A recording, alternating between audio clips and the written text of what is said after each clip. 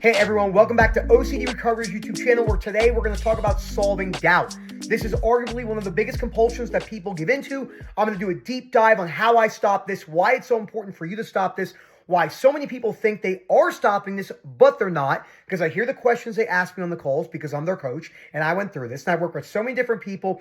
It doesn't matter how intelligent you think you are. If you think you can outsmart OCD, if you think you're not solving when you really are, you will not make progress. And I'm going to teach you how and why you're building a skill. The definition of a skill, at least the way I see it, not the Webster dictionary, is something you practice over a long period of time and build the skill set over and over and over, doing it when it feels monotonous, doing it when you feel good, doing it when you feel tired, over and over and over again over a long period of time, giving you the best possibility of getting better at that action. Before we go any further, please subscribe, hit that like button down below. Let me know what you think about this video. This is something that I'm telling you, top 3 worst things. Up there with it is not cutting behaviors and reading all the books. You know, that how many people have sent me their disputing homework and it looks amazing. They look like Albert Ellis reincarnated. Then they do a bunch of compulsions and it doesn't matter. Who did that? I did. So big problem. Okay. So, you are going to ruminate almost all of your journey. Some of you will ruminate constantly until years down the road where you have more acceptance. Some of you will go through periods of waxing and waning. OCD has no rules. But this person ruminates all the time. Solving. Yeah, but Nick person, solving. You are going to have to look at solving like the largest addiction on earth. If you don't treat mental solving with compassion for yourself when you slip up and dealing with the confusion, well, Nick, I feel confused. This feels automatic. Some of it's not automatic. Yes. You're not going to be able to cut it at once. What? I don't want to keep doing it because you're telling me it's a compulsion. Yes. You're going to have to accept that you are going to still perform compulsions and avoidance behaviors for an extended period of time. Now, many people come on the calls. All right, Nick, I'm going to stop all ruminating.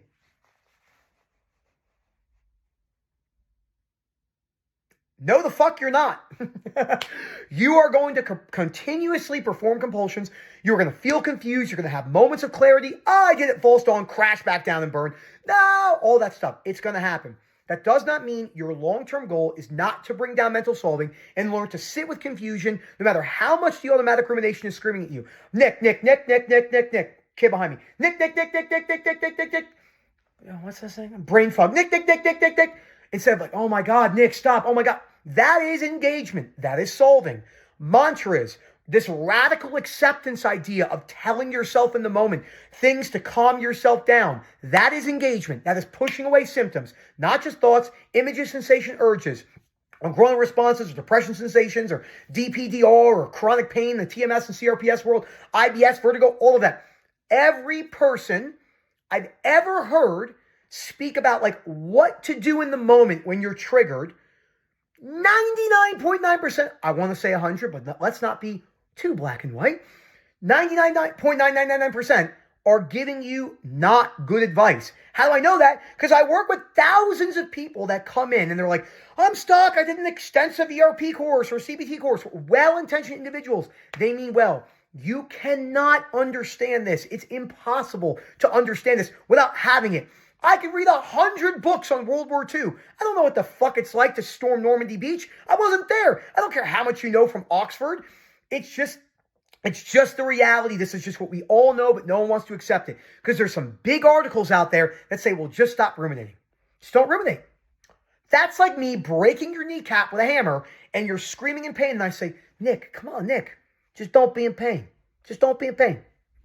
What? It's not going to work. When you're speaking to someone, a good communicator can look at the person you're talking to and correlate with analogies and metaphors that person can understand. So when I work with females and I say, imagine if I came up to you 3 days on your menstrual cycle and I said, hey, Sally, turn your symptoms off. They'd be like, yeah, that's idiotic. I said, exactly. What causes menstrual cycle symptoms? What's the actual genesis? The genesis is the hormonal imbalance going through the cycle. The symptoms are just that, a symptom of a bigger problem. Your automatic intrusive rumination, doesn't mean I don't get thoughts in my mind, I'm a human.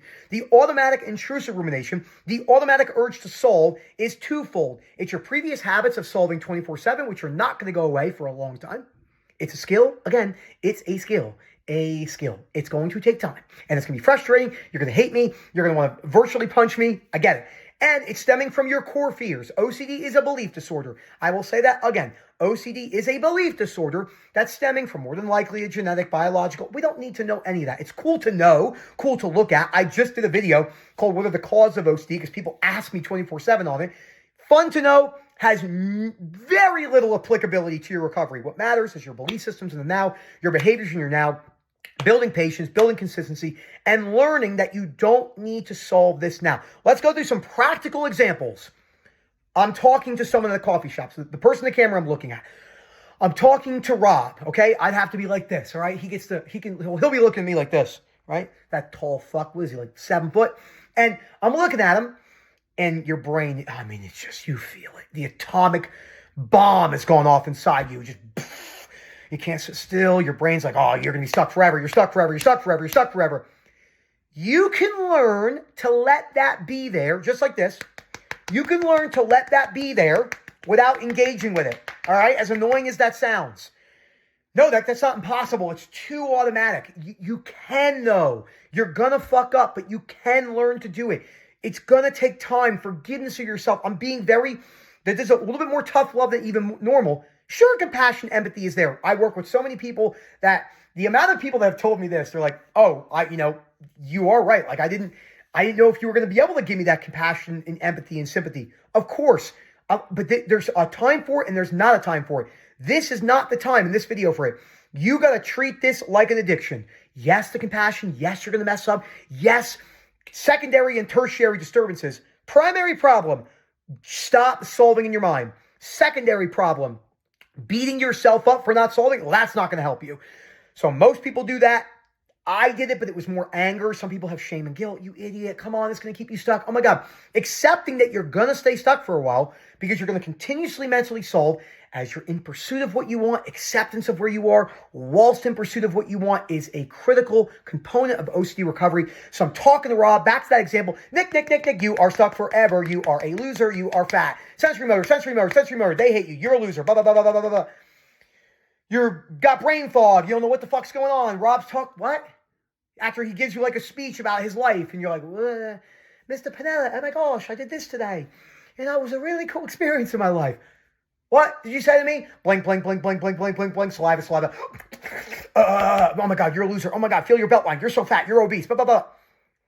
Instead of, this is what most people do. They're feeling good when they get there. Maybe they're not. This is one example. They're feeling good. They roll up. Hey, Robbie. Oh, Mr. Nick, it's nice to meet you. And then it starts to go. Nick, I'm here. You are a loser. You are fat. Saliva, belt line, prayer forever. Rejection. Oh, come on. It wasn't here this morning. Why are you doing this? Oh my God. Solving. But it wasn't there, Nick. But why is that solving? But Nick, I was feeling solving. Instead of you don't have to even say it. It's an embodiment. This is just where I am on the journey. This is one of the most important skills you can ever develop in your life. Because when you develop this skill, you will more than likely be able to work harder, have better communication, wear your anger, delay responses, not get in fights about politics on the internet, not yell at your family on Christmas dinner, holiday, Hanukkah, whatever you celebrate. I don't care what you celebrate because they're arguing about something at the family drama. You'll be able to do that because you have trained yourself to feel discomfort without engaging. This has changed my life.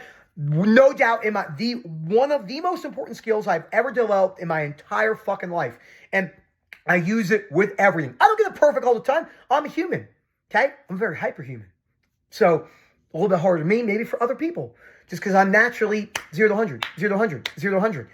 But I have trained myself and I used to get this doubt. Oh man, well look at you, Nick. You have ADHD. You're so 0 to 100. You're not going to be able to control this. That's not I had to accept that. Maybe I won't. Maybe I am going to be that person. Trust me, easier said than done. I did not accept that in the beginning. And I want to end the video in a completely different path because I just thought of it right now. There are a lot of well-intentioned people on podcasts, and big speakers in psychology and psychiatry, and gurus and people on the internet. I'm a person on the internet. I mean, it's reality. And they give really detailed, high-level talks about what's going on. Just watched a great video by a well-known psychologist that we all know explaining a memory. If a memory stuck for 18 months and you're still holding on to it and this and that. Amazing. How the fuck do you get better from it though? They don't speak about this. People have all the anatomical and physiological information. They got MDs and PhDs and triple doctorates and this and that. And they know the books. But you know what they don't know? How to actually apply it to large amounts of people with different cultures, different belief systems, understanding where they come from, learning, being open-minded myself. Well, holy crap, I'm working with a bunch of people that have totally different culture from me. These people are living in, Central Asia. These people are living in the Middle East. I mean, wow. We get along so well. They're in Dubai. They're in Laos. They're in Thailand. They're in the European Union. They're in some island I've never heard of. They're in Greece. They're in America. They have a different culture from me. They're a different religion. All of this stuff.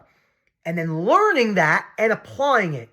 But you sitting there and telling me about neurology and the textbook, and then I look at you and I think, you don't look pretty sound yourself. So do you even apply this information to yourself? No, you don't. And that's okay. I can accept that. And this person individually I'm talking about, I've read 2 of their books, and they're amazing books, and there's great principles in those books. But applying it to yourself, and was the fucking, like every other human, I could give the best advice and I never applied shit to my own life. Ever. No problem saying that on camera.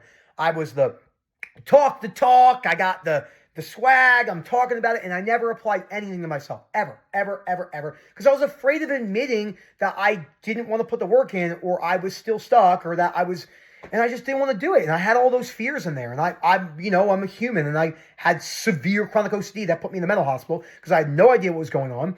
And I'm telling you, it doesn't matter what someone knows. It's like I always say, there never needs to be a book on procrastination ever written again. Nick, how do I not procrastinate is one of the dumbest questions ever uttered by a human. I used to utter that question. Many of you have uttered that question because the answer is what you already know. You train yourself to, okay, there's something I have to do it now. I had a little bit earlier of a gap on this 1-to-1. I got to have lunch, take my dogs outside. My brain on my last call, I felt it. It was like, nah, just make the YouTube video later. Nope. End the call. Literally, there was a 20-second gap.